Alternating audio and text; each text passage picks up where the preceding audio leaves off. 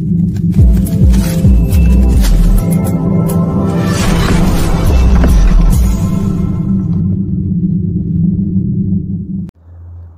dostlar, hepinize merhaba. Bu yayınımızda sizlerle birlikte altın yorumlayacağız. Altının ardından gram altın, ons altın, gram gümüş, euro Türk lirası ve sterlin Türk lirasının ardından da Bitcoin'i yorumlayacağız. Haftalık kapanışlar geldi. Bu haftalık kapanışlar neticesinde bizler için kritik öneme sahip.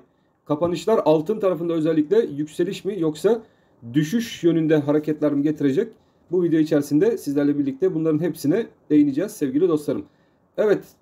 Gram altında hemen yayınımıza başlayalım. Gram altında özellikle 977 TL seviyesinden bir kapanış geldi. Bu 977 TL civarından gelen kapanış haftalık bazda baktığımız zaman arkadaşlar bize 975 TL civarından gelecek kapanış yeterli bir kapanış olarak gözüküyordu. Ve biz bunun bir iki tık üzerinde, yani 977 TL'ler civarında gram altında bir kapanış gördük.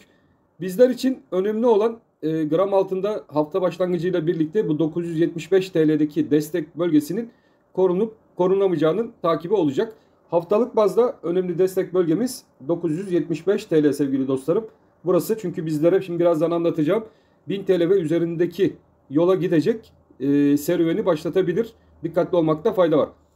Şimdi aylık bazda da arkadaşlar bakın, gene aylık bazda önemli bir seviye ve bu seviye tekrardan 1060 seviyesine bizleri götürecek bir kapanış. Bu da 953 destek bölgesinden geçen alan. Yani gram altını takip eden sevgili dostlarım, bu iki destek üzerinde kalındıkça gram altında bizler için uzun zamandır takip ettiğimiz 1060 Türk lirasına giden seviyenin hala da devam ettiğini bizlere göstermekte. Haftalık bazda hemen grafiğimizi açacak olursak sizlerle birlikte değerlendirelim. Değerli metallerde önemli kırılımların olduğu bir süreç ve Fibo değerleri üzerinden gene bu süreç içerisindeki değerlendirmemize, mum hareketlerimize baktığımız zaman da iki tık grafik üzerinde, yani 977 TL'den gelen bu kapanışla birlikte gram altında bizlerin beklentisi olan 1060 Türk lirası seviyesindeki önemli olan alan üzerine doğru hareketlerin devam edebileceği ile ilgili öngörülerimiz iyice netleşmiş durumda. Günlük bazda grafiğimize baktığımız zaman günlük bazda gram altın yatırımcılarının takip etmesi gereken en önemli destek seviyesi ise sevgili dostlarım, bakın şuradan zaten buradan bir destek almış. Bu desteğimiz de bizler için 970 TL civarından geçen desteğimiz. 970. Şimdi stratejimizi oluşturacağız. 970, 962. Bunlar bizim önemli kuvvetli destek bölgelerimiz. Ve onun altında da 953 TL civarından geçen alan. 953 TL bizler için stop olacağımız bir alan. 953 stop bölgemiz. Yani 953 altında bizler gram altında bir kapanış görmediğimiz sürece bizlerin yukarıdaki 1060 TL'ye doğru giden sürecimiz gram altın tarafında hala devam etmekte. Herhangi bir kötü senaryo durumunda ise 953 takibimizde olacak. Bu 953 seviyesi altında bir kapanış olmadığı müddetçe de gram altında yönümüz hala da yukarı 1060 TL'ler civarına doğru giden bir gram altın takip edeceğiz. Gram altıncılar için güzel haftalık kapanış ve aylık kapanış gelmiş durumda.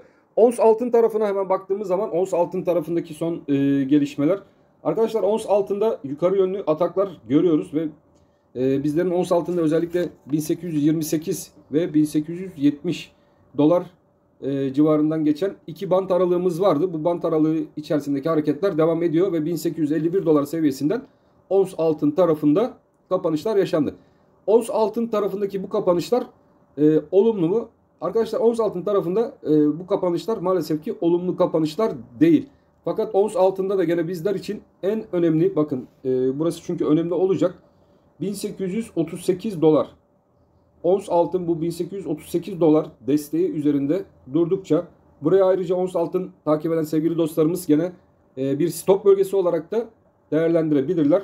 Şu alandan geçen 1838 desteği hala kuvvetli bir destek olarak görevini sürdürmeye devam ediyor. Bunun üzerinde de gene pazartesi günü 1846 dolar seviyesinden geçen bir destek alanımız mevcut. Bu alanı koruduğumuz takdirde tekrardan yukarı yönlü 1900 dolarlar seviyesinin üzerine doğru gidecek hareketi başlatacak olan kapanışımız ise 1870 dolar seviyesi üzerinde gelmesi gerekli. 1870 dolar seviyesi üzerinde bizler ons altında tekrardan kapanışlar yakalayabilirsek bu bizi ons altında 1927 dolarlar seviyesine doğru götürecek. Yukarı yönlü hareketi başlatacaktır.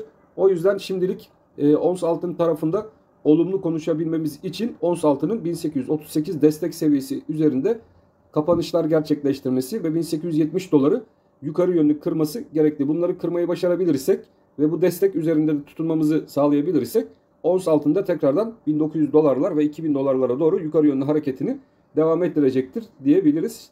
Takibimizde olan en önemli kritik destek ve direnç noktaları şimdilik bu bölgeler olacak. Gümüş tarafına hemen bakalım. Gümüş tarafında, evet, gümüş tarafında bizlerin takip ettiği direnç seviyelerimiz mevcut. Bu direnç seviyeleri üzerinde gümüşün ons tarafında tutunmalar diyelim arkadaşlar ve dip çalışmalarını tamamlama süreci yapıldığı da görülmekte. Gümüşün ons tarafında şöyle bir kanal zaten seviyesi açıldı. Bu kanal üzerinde de bizim en yakından kırmamız gereken kuvvetli direnç bölgesi, bu hafta itibariyle takipte kalmamız gereken bir 22 dolar 40 sent civarından geçen alan olacak. Bu 22.40'ı yukarı yönlü gümüşün ons tarafında aşabilir isek 22.40 üstünde görüyorsunuz seviyelerimiz yukarı kadar boş. Burada tekrardan bizler 25-80 dolar civarına doğru yukarı yönlü hareketi yakalayabiliriz. O yüzden 22 dolar 40 sent civarında gümüşün onsunda yukarı yönlü hareketler görmemiz şart ki yukarı yönlü hareketi tamamlayabilirim. Gümüş TL, gümüş gram takip eden sevgili dostlarımızın ise bu hafta itibariyle gene 11 lira 80 kuruş seviyesindeki direnç önemli bir direnç.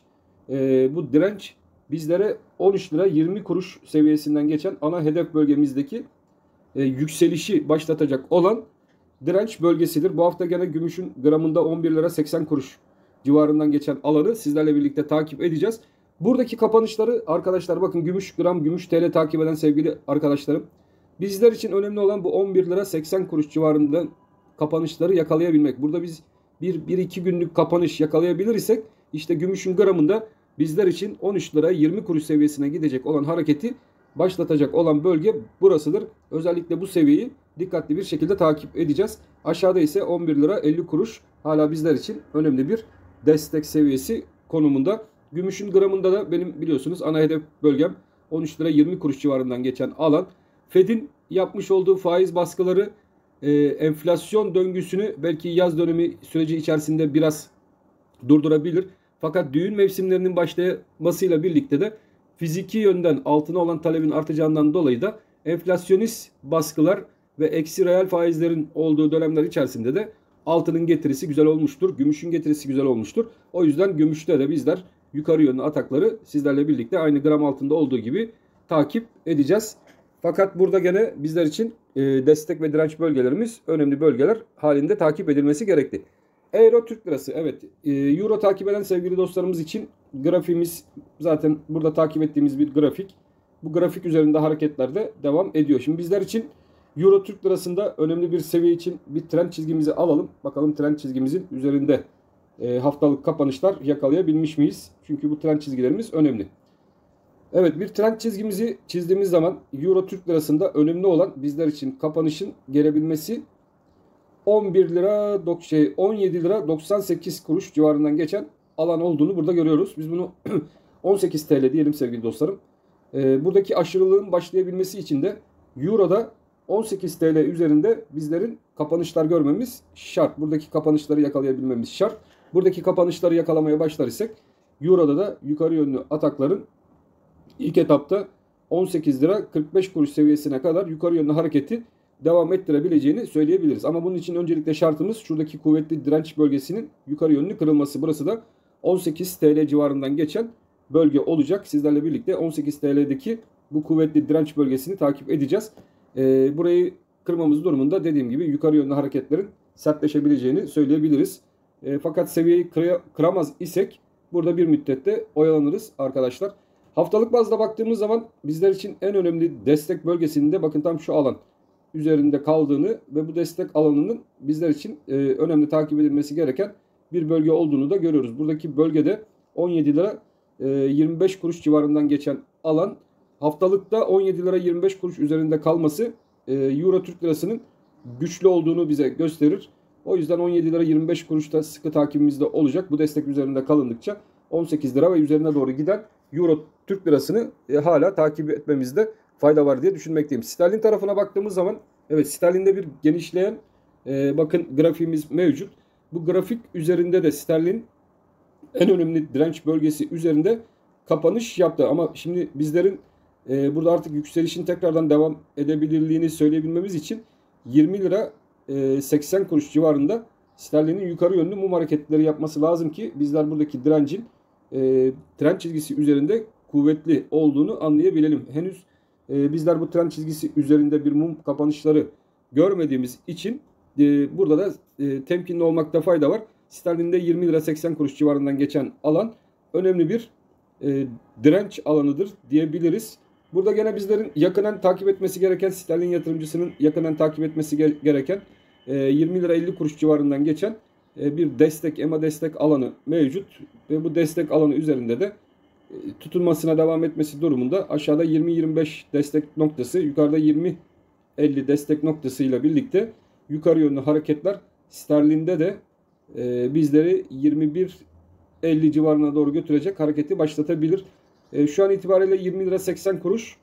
Aşağıda da arkadaşlar 20 lira 40 kuruş seviyeleri arasında kilitlenmiş bir sterlin yatay seyrine devam ediyor. Buradaki hareketlerde de 20 lira 40 kuruş. Sizlerin önemli takip etmesi gereken bir destek. Yukarıdaki alan içerisinde 20 lira 80 kuruş civarından geçen direnç arasındaki sıkışma, aşağı veya yukarı yönlü hareketi tetikleyecek olan bölgenin hedefini bize verecektir.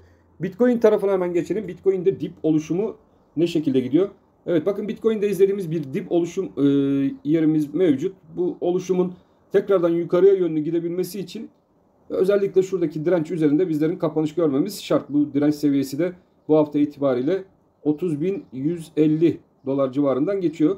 Buradaki mum hareketlerini yukarıya yönlü sizlerle birlikte görmeye başladığımız zaman bizler Bitcoin BTC USD paritesinde tekrardan yukarı yönlü hareketlerin başlayabileceğini söyleyebiliriz. Henüz bugün itibariyle burada bir kapanış gelmiş değil ve burada bir mum hareketleri görmüş değiliz. O yüzden sıkışma devam da edebilir.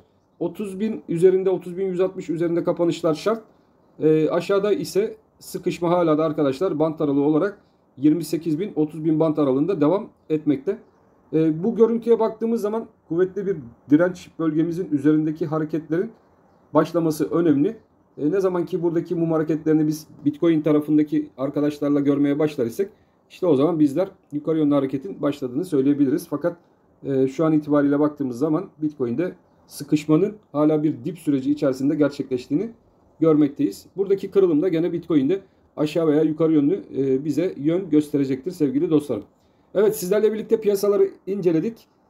Piyasalardaki önemli anları, önemli kritik kapanışları burada değerlendirmeye çalıştık. Videolarımız hoşunuza gidiyorsa kanalımıza bir beğeni atmayı ve kanalıma abone olmamış tüm dostlarımızı da kanalımıza abone olmaya davet ediyorum. Hepiniz Allah'a emanet olun. Hoşça kalın arkadaşlar.